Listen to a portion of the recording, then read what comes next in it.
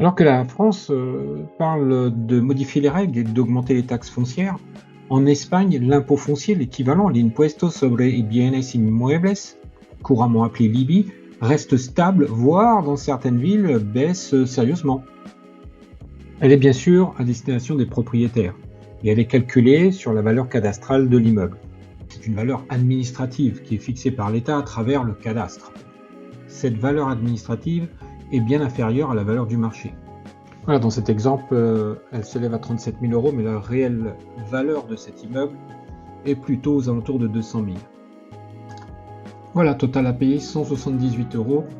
Bon, en France, vous rajoutez un zéro de plus. Elle est réglée au profit de la municipalité.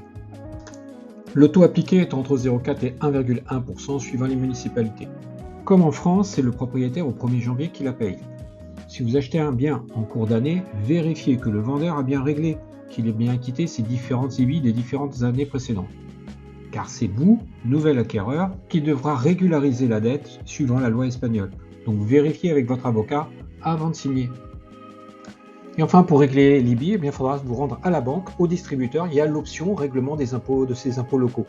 Ou alors online ou sur votre téléphone portable maintenant, bien sûr. La solution la plus simple reste encore d'aller en mairie et demander la domiciliation des différentes taxes, IBI, taxes sur les véhicules, sur l'eau, sur les ordures ménagères. Ça sera donc prélevé à date échéance et cela évitera les oublis et de payer 20% de pénalité par exemple. Et j'ai même eu le cas où dans notre mairie, il y a une bonification de 5% si on paye à échéance grâce à cette domiciliation. J'espère que cette vidéo vous sera utile. Alors, à la proxima. Hasta luego.